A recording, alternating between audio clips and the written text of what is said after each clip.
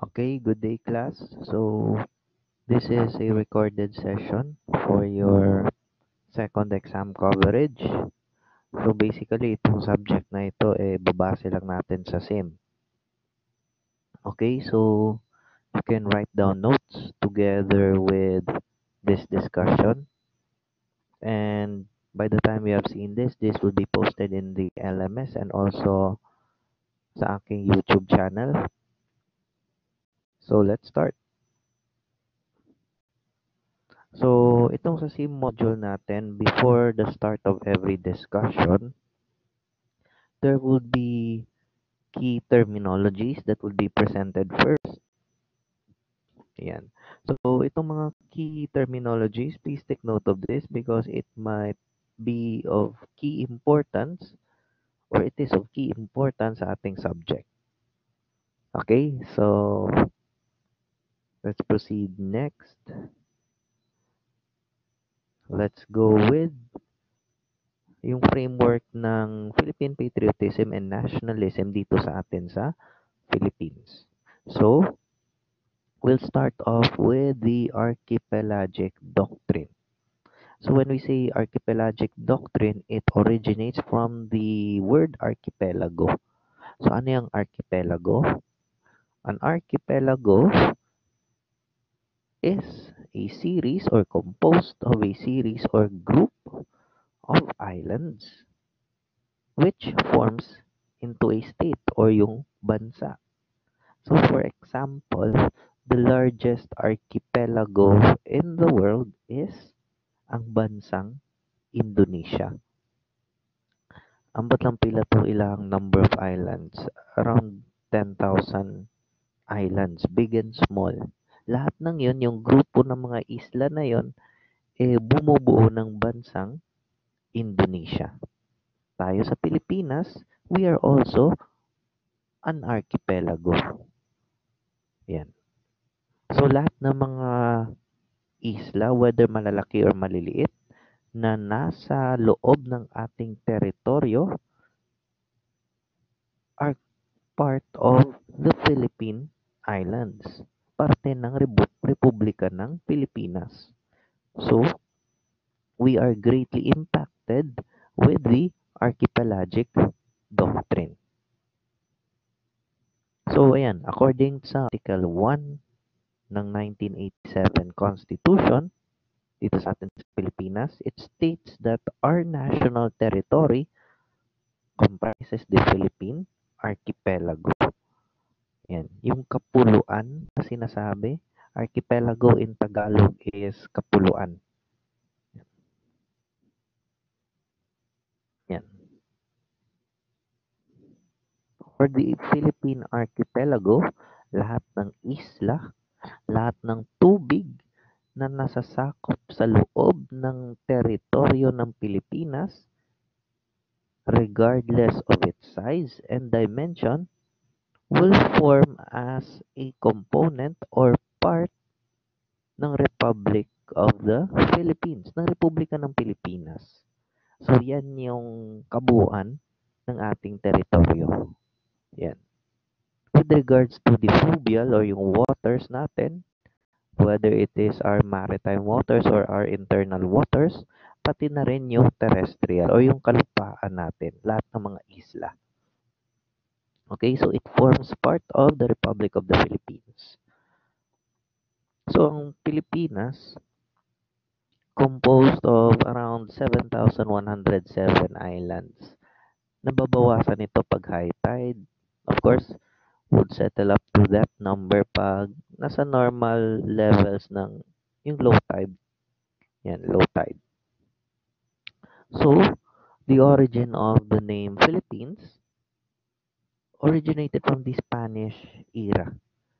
So, itong Pilipinas or Philippines was named in honor of King Philip II nung hari ng Espanya noong 1500s. Yan. So, sinong nagbigay ng pangalang Pilipinas sa ating bansa? Itong si Ruy Lopez de Villalobos.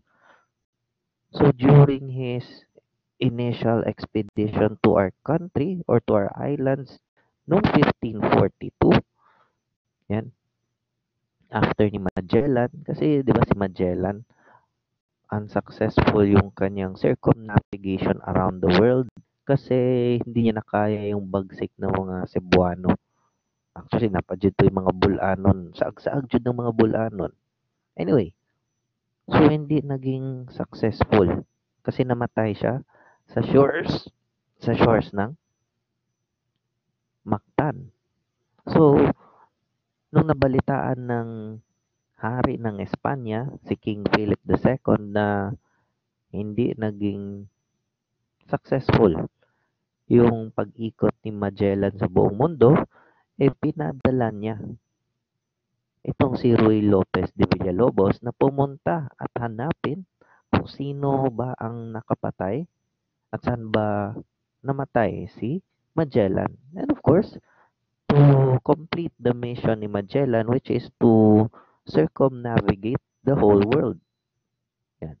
So, by 1542, yung paglalakbay, itong si Villalobos dumating sa shores ng Leyte. Yan.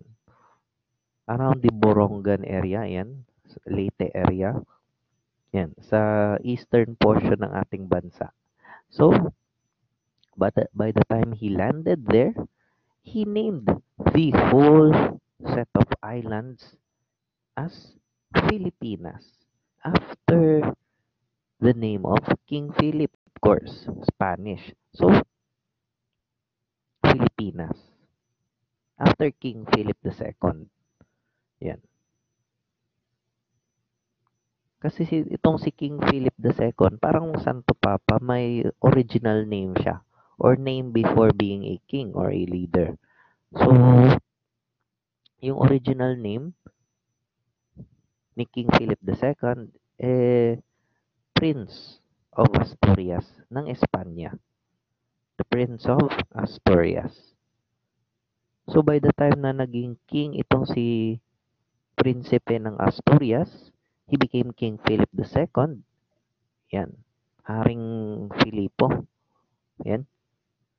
So, because by the time he arrived in the shores of Leyte and Samar, he knew that it is not just the island comprising of that uh, nation or state, nakita niya na ang daming isla, an archipelago. That's why he named it further as Las Islas Filipinas para masakop yung buong kapuluan o yung buong archipelago. And even nung panahon ng KKK sa Malolos Convention, ni-recognize ng mga Pilipino ang pangalang Las Islas Filipinas. Which then, nung sa Malolos Convention, nagkaroon na ng leadership ang mga Filipinos, nagkaroon na sila ng tapang na bumuo ng sariling bansa, then they renamed it into Republica Filipina, which is now the Republic of the Philippines. So, yan po yung history ng pangalan natin. So, the Philippines, ang ating bansa, is located at the center or heart ng East Asia. Specifically, parte tayo ng Southeast Asia. We are the easternmost country of Southeast Asia. Nasa sentro tayo ng Asia. Yan. Somewhat below China. Yan. So, ang Philippines has one of the longest coastlines sa buong mundo. Masyadong mahaba yung ating total na area ng baybayin natin. So, Philippines as part of Southeast Asia is stretching more than 1,840 kilometers. Yan, sa ating mga baybayin and comprises of approximately 7,107 islands. So, itong mga islang ito subdivided into 3 island groups: Luzon, Visayas, and Mindanao. Luzon being the largest, And most populous, of course, the least populous is yung Visayas Islands. And then yung second largest is yung Mindanao. So, we have already discussed about the archipelago and yung territory natin. Let's discuss about who we are. Yan. Kung sino ba ang mga Pilipino. So, as per the 1987 Philippine Constitution, specifically Article 4, Section 1 ng 1987 Constitution, following are considered as citizens of the Republic of the Philippines. Yan, yung nagbago na yung Constitution noong 1987. First, those who are citizens of the Philippines at the time of the adoption ng bagong Constitution noong 1987. So, yung mga Pilipino nung panahon noong 1987, magiging Pilipino rin sila sa bagong Constitution. Sunod, considered Filipinos ang mga individuals na yung kanilang mga magulang, their fathers and mothers, are citizens of the Philippines. Yan. Kahit nasa ibang bansa sila noong 1987, basta ang kanilang mga magulang, both parents, they would be considered Filipinos. Sunod, those born before January 17, 1973 of Filipino mothers who elect Philippine citizenship upon reaching the age of majority. Nung panahon na yan, of course, 18 years old na ang age of majority. So, ang pasabot sa Article 4, Section 1, Paragraph 2, yan. Ito na naman, itong mga individuals na born before January 17, 1973, na may mga Pilipinong ina at pinili ang citizenship na Filipino, yung mga anak nila at sila ay magiging Filipinos upon the adoption of the 1987 Constitution.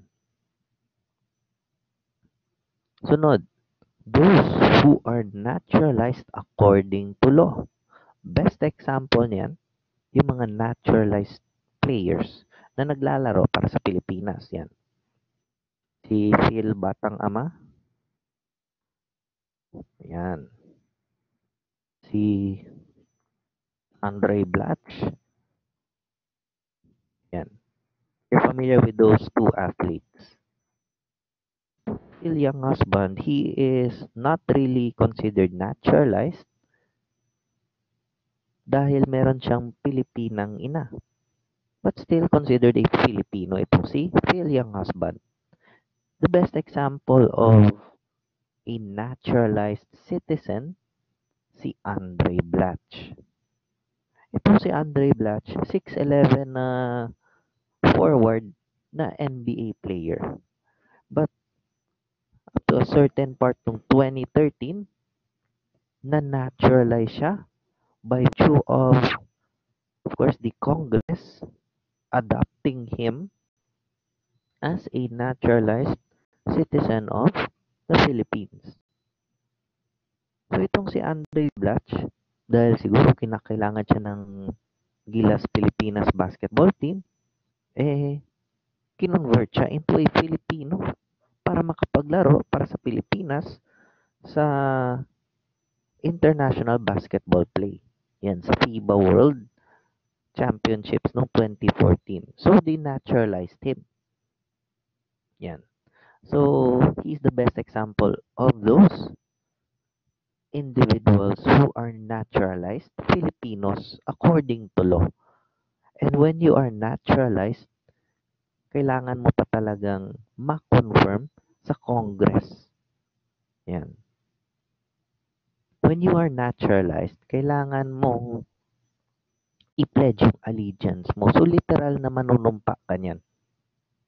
Manunumpa ka ng allegiance to the Philippines and its government.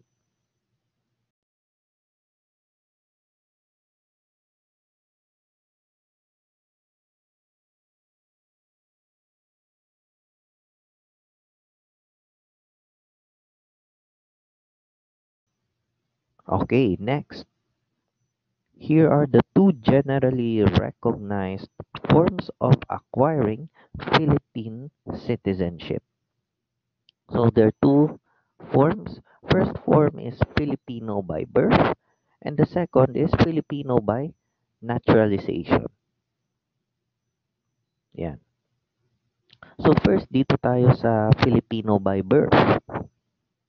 So an individual who is born Filipino can acquire citizenship jus soli. Yan. Jus soli or in English, right of soil. Yan, erase ko muna. Okay. Filipino by birth, jus soli or right of soil. Ang ibig sabihin nito, pag jus soli, ang pag-acquire mo ng Filipino citizenship, naging Pilipino ka dahil pinanganak ka sa Pilipinas. Yan. The same goes with other countries who adopt the jus soli doctrine, na kung saan nagde-determine sa nationality mo kung saan ka pinanganak.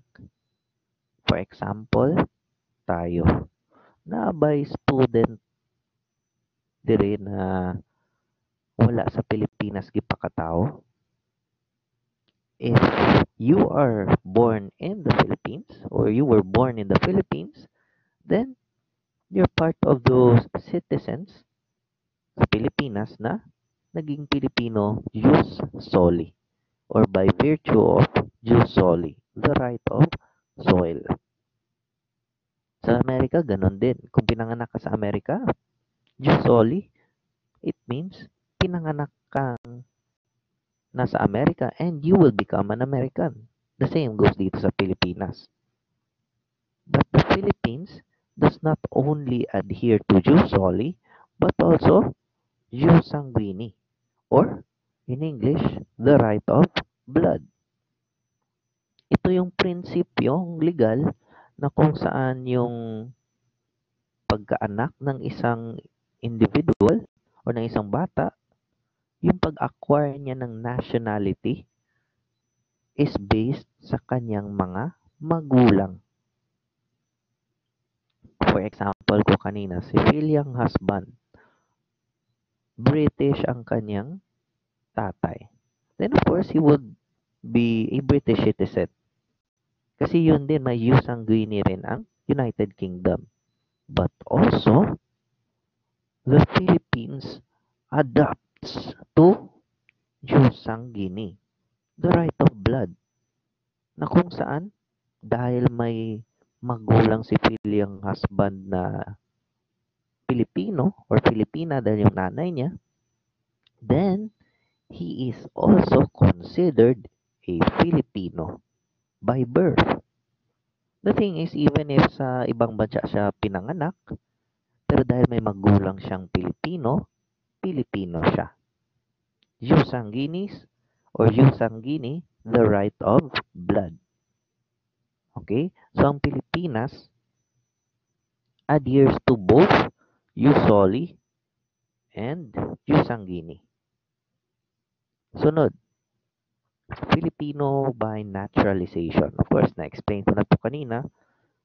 It is a judicial act, which means done by the courts, done by the government, and attested by Congress.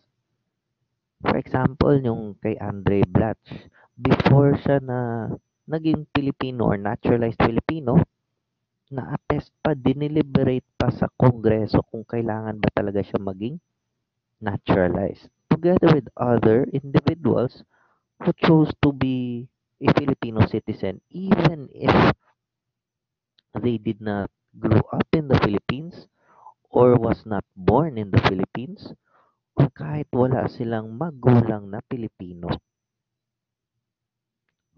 When an individual is naturalized, whether dito sa Pilipinas o hindi, that naturalized individual, yung foreigner na magiging naturalized Filipino, would be given the privilege privilege, the same with those native-born citizens of that country.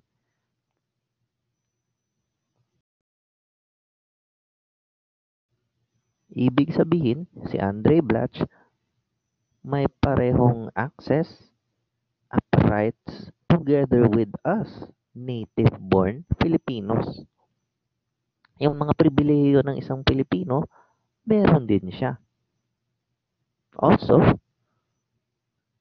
if he decides or a person decides to be a naturalized Filipino citizen, it only means na kailangan niyang itakwil, not really itakwil, pero kailangan niyang tumiwalag sa kanyang former nationality. For example, kay Andre Blatch, American siya. So, yung naging naturalized Filipino na siya, kailangan niyang manumpa sa Pilipinas or sa watawat ng Pilipinas. It also signifies that he would renounce his former nationality of being an American and would serve as his entrance to his new citizenship. Yan ay ang pagiging Filipino. Okay, so there are the two generally recognized forms of acquiring Philippine citizenship. Okay, next.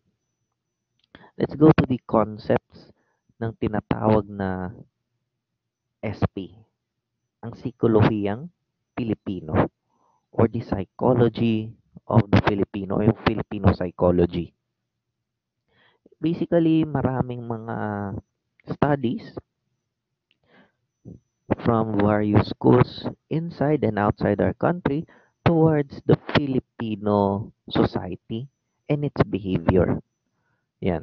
So, ang Psikolohiyang Pilipino, programa to ng mga universities and colleges, even dito sa UM, na kung saan itong disiplinang itong Psikolohiyang Pilipino, magbibigay ng tinatawag na kaalaman sa publiko towards our indigenous culture, yung native culture natin.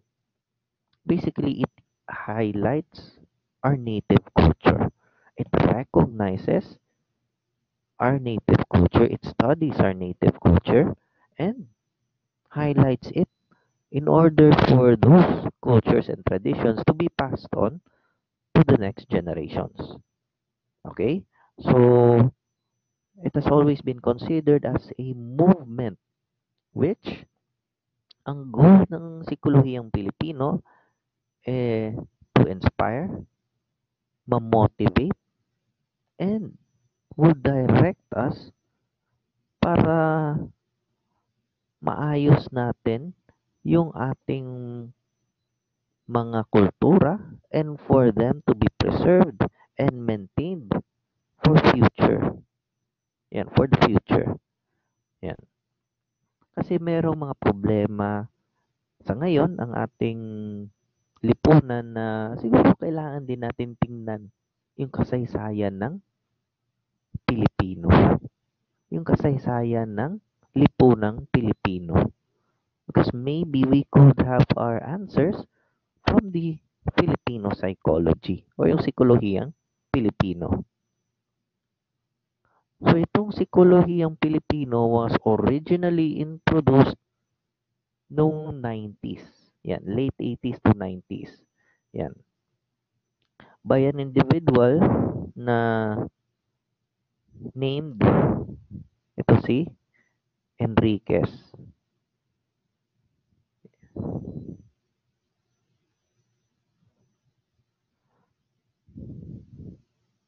So, hindi lang si Enriquez ang may contributions, pati na rin si Rogelio Pepwa. Yan. But we will tackle about Mr. Pepwa later. So, according sa libro ni Enriquez noong 1997, his book entitled Psikolohiyang Pilipino, the psychology of the Filipinos, the social problems that we have, the national issues we tackle is part of our responsibility as a Filipinos. Bakit? Kasi, of course, problema ng ating bansa kailangan nating maayos at kailangan tayo ang umayos. Because basically, every country would do that for itself. Nobody would do us or nobody would help us, but basically, we would be helping ourselves primarily. Walang tutulong sa atin kundi tayo lamang. The reason is, mas nakakaalam tayo sa sitwasyon natin compared sa ibang mga bansa. The same goes with other countries. We could not understand how the United States work because basically we're not Americans. Ayan. So itong psikolohiyang Pilipino, it tries to confront those problems that we have and tries to classify ano yung mga areas o mga konsepto na nagbibigay linaw at nagbibigay ng dahilan para sa psikolohiyang Pilipino na lumago and to be maintained. So first, language. Yan. Iba't ibang subculture sa Philippines would have different languages. Different cultural uh, cultural groups would have different kinds of language.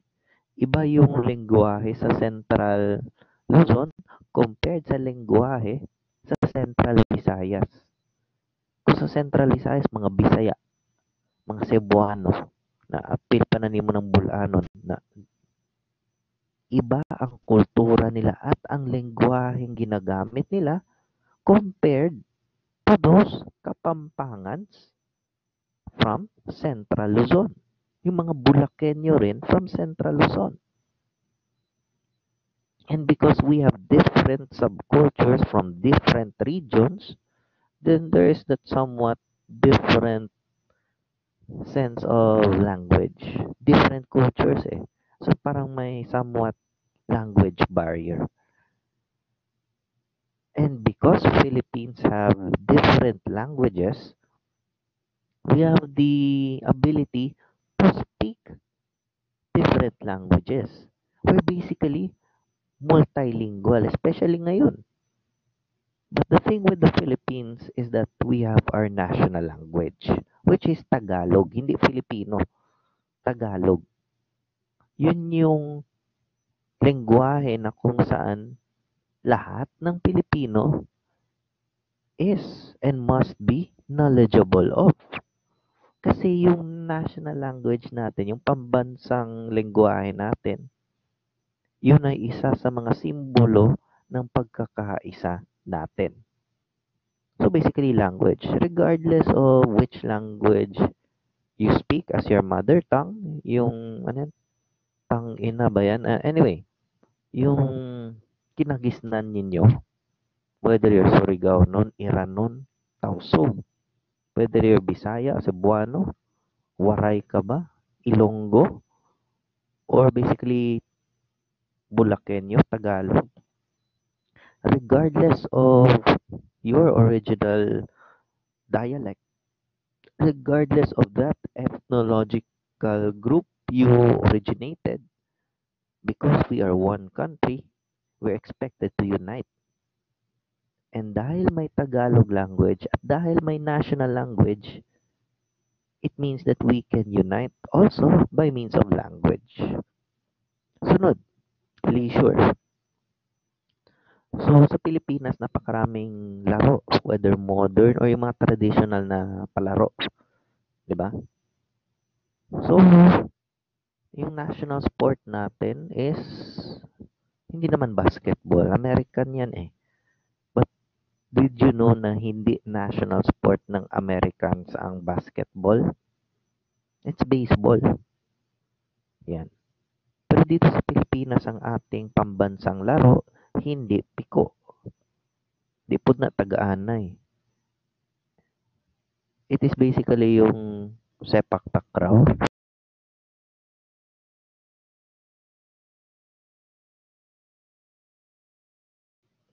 Ayun, yung sepak takraw, pambansang laro natin. Pero hindi lang yun yung mga traditional na laro na ginagawa natin or nilalaro natin noon hanggang ngayon.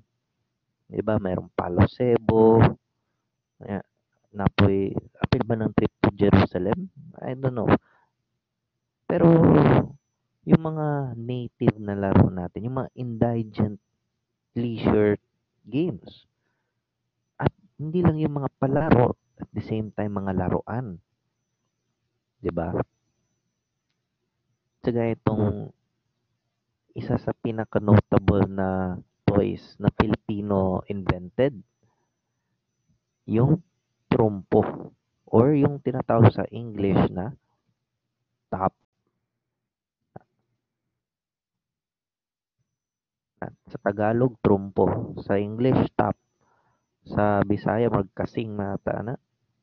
Anyway, I'm not really into that kind of sport, but I see it as one of those toys at yung laro na somewhat uniquely Filipino. And of course, it's a positive attribute. Maraming bata noon hanggang ngayon, hopefully ngayon meron pa rin naglalaro ng trumpo or yung top. Kasi ngayon puro cellphone na lang. Diyos ko, ML, LOL, PUBG, yan. Nawawalan na ng interest sa mga active games na indigent in nature. Also included, cuisine. Parang lengguwahe, di ba? Cuisine. Meron tayong mga sarili nating luto na uniquely Filipino at pwede nating maibahagi sa iba't ibang bansa. Like for example, lechon. It's considered one of the most delicious foods or one of the most delicious delicacies in the world. Yan, kasama ng adobo. Itong cuisine, whether you are a Kapampangan, yan, kasama nung kare-kare mo, or nung longganisa ng mga Ilocano, or ka ng mga sinina ng mga Maguindanaon, or ka ng mga kuratsa ng mga Surigao nun, regardless of cuisine, of course, they're all delicious, it also creates an identity for those cultures.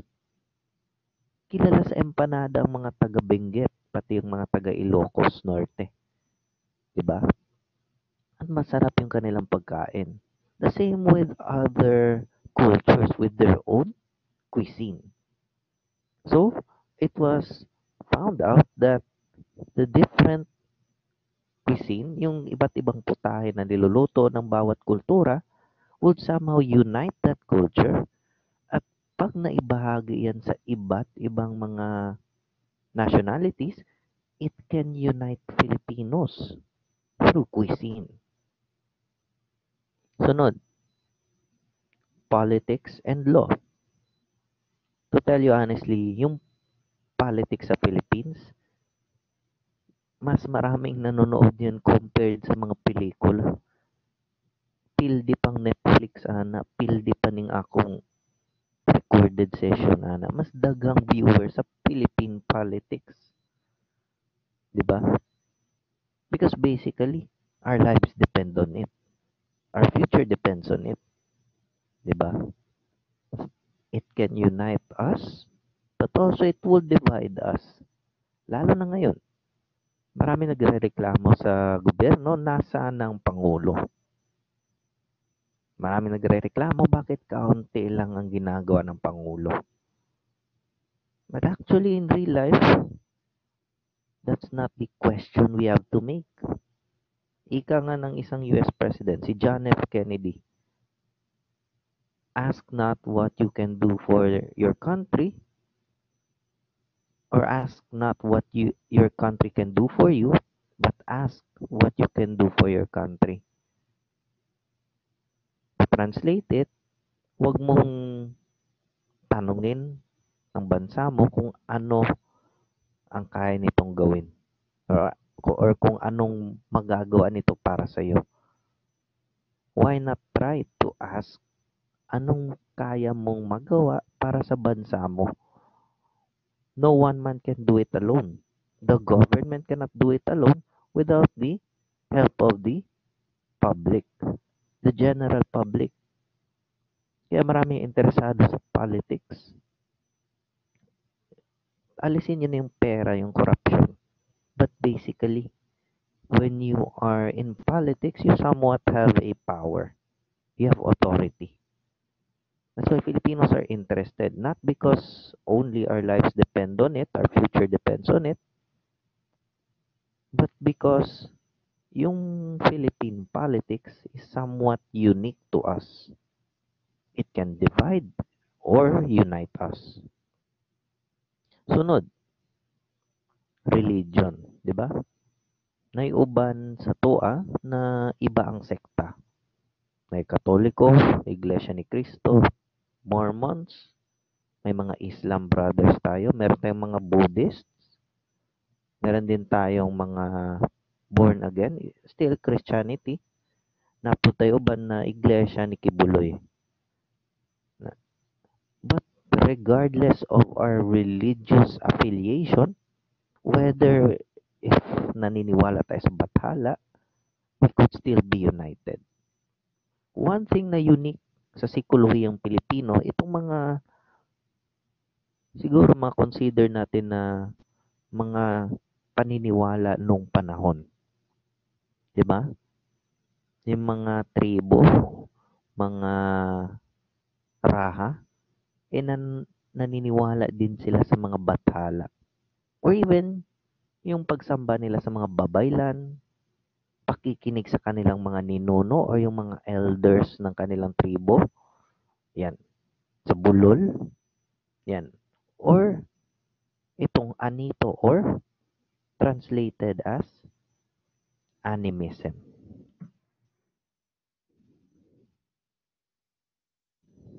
Yan. Or, Tagalog pa itong pagsamba sa anito or animism is when you praise nature. Yan. Sinasamba mo yung puno.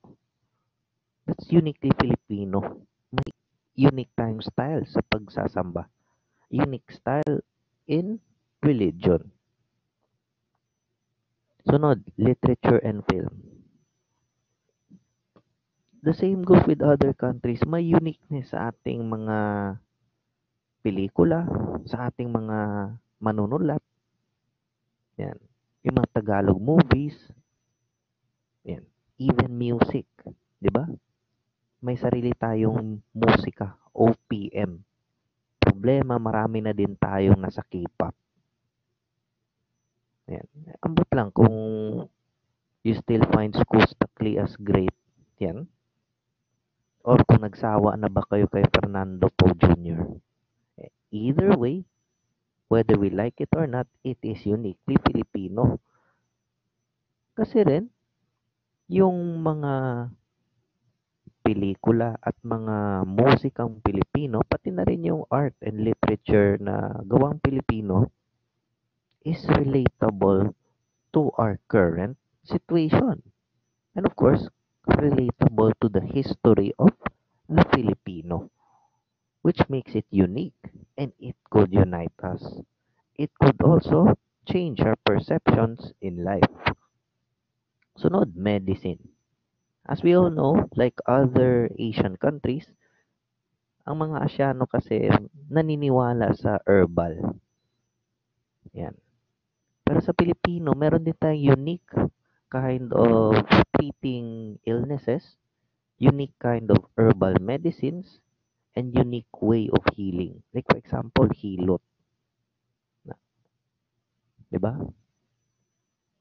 Napod na ka ng mga Filipinos, especially mga Filipino mothers na nag-migrate sa Amerika, isaray solusyon nila sa mga sakit sa ilang mga anak. Vicks, Vaporub. Mo na solusyon nila.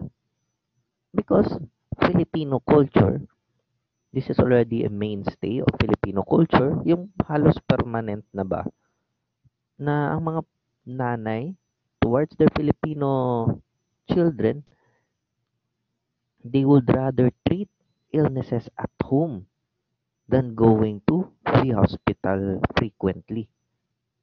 Kasi nga, magasto. Dagdag gasto. So, they would use herbal medicines.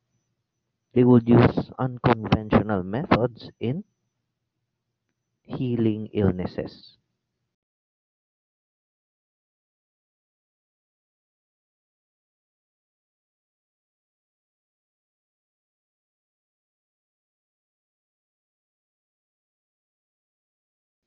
Sunod, music and arts together with literature and film, it could unite us. It could also reflect our lives, 'di ba? Sarong Banggi, Dandansoy, OPM, yan. Kung sa medyo modern na periods, OPM, 'di ba? Unite us. It could motivate us. Yung mga musikang Pilipino. The same goes with arts. Yung mga artworks ng mga sikat na mga Filipino painters. And of course, we have our own unique rituals and ceremonies. Yan. So for example, yan. Yung nakikita nyo dyan, gaga, gayuma. 'Di ba? Ayaw sa'yo ng gusto mo, gayumahin mo. Somewhat yung gayuma noon, eh, hindi naman chemical. It's not yung mga potions. Yung gayuma, yung literal talaga na gayumang Pilipino is not liquid, but series of rituals and ceremonies to achieve something. So yan, uniquely Filipino yung mga rituals, 'di ba? Luwaan ka, na just an example, but still uniquely Filipino. So, compared to other disciplines, sa Psikolohiyang Pilipino, may various methods ng pag-collect ng mga data from those sectors. Yung nasabi kong mga sectors, iba't ibang klase ng data ang pag-collect sa kanila. And also, depending on the place and culture, mag-iiba-iba yung pag-collect ng data in order to understand the Filipino psychology. Yan. Kasi merong mga kultura na masyadong sensitive, may mga kultura na masyadong isolated, at merong mga respondents nung panahon ni Enriquez na uncomfortable na i-interview sa kanilang kultura. So on the next meeting, I will be discussing to you about Rogelio Pepua and his book also na Psikolohiyang Pilipino. So next meeting, dito tayo sa 4.3. So we will try to know those data gathering methods used for our uniqueness as a Filipino. Also, we will be discussing next meeting the Filipino language and dialect. So, once again, thank you for listening and hope to see you soon. And by the time you see this, nasa LMS na ito at nasa YouTube channel ko. So have a good day and this is all for today.